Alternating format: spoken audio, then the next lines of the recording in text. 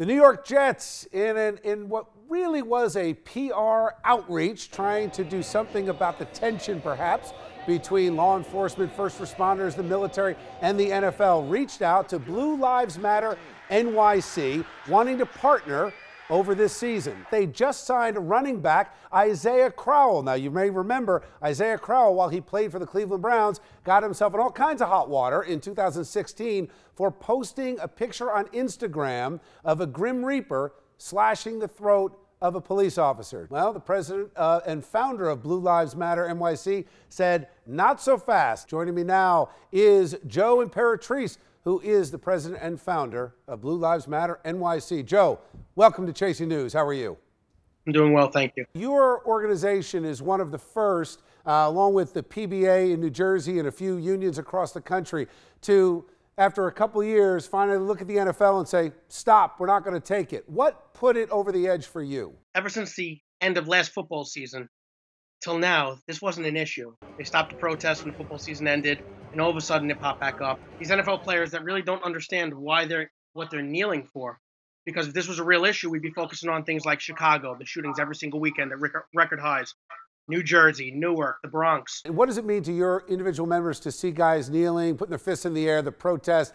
Is it something you're hearing from your members, or is this something you're looking at just from your perspective? Well, I don't want to say it's the members. I think it's the widows of the fallen officers killed in the line of duty. See, the issue is I think these players kind of forget and put to the side that every time they kneel, it brings back bad memory for the people that lost their loved ones. See, that flag is draped over a casket or a coffin for the people that give up their lives that can't stand anymore. And that's why we stand for the flag, to show respect. These players are privileged to be able to go out there and make a lot of money to entertain. And that's what it is. It's an entertainment business. We shouldn't be bringing politics into this. I'm willing to sit down. I want to sit down. I want to be the catalyst. I want to make a change. And I want to sit down with the NFL so that both sides can finally come to an agreement and understanding. And let's get back to the great game of football that everyone loves. People look up to these players and they're role models. And I think we need to stand up, do what's right, work together, and finally get this corrected.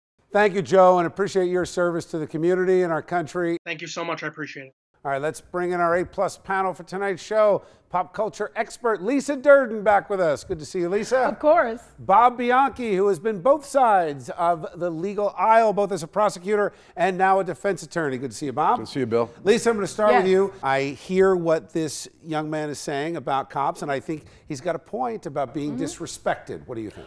So I find this very interesting that this Blue Lives Matter founder said that they want to get together and have this conversation to work on things, but no one invited Black Lives Matter. If Blue Lives Matter wanted to get together with Black Lives Matter and the NFL to have this conversation, that would make me think that they really cared. Number two, this gentleman said that they don't know why they're kneeling. They absolutely do know why they're kneeling, and I think he's wrong. He doesn't understand the definition of the flag, or that we're in America. In America, we have the right to free speech and freedom of expression, and that's what they're doing, and they know why they're doing it. Here we go again.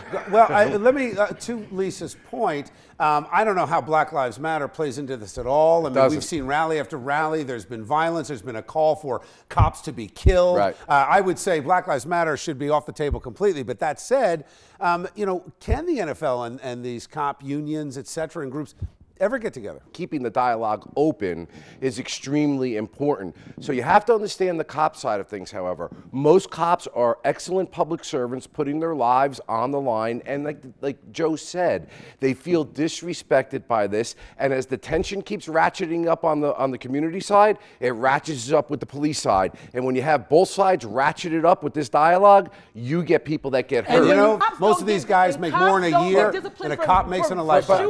Got to leave it there, guys.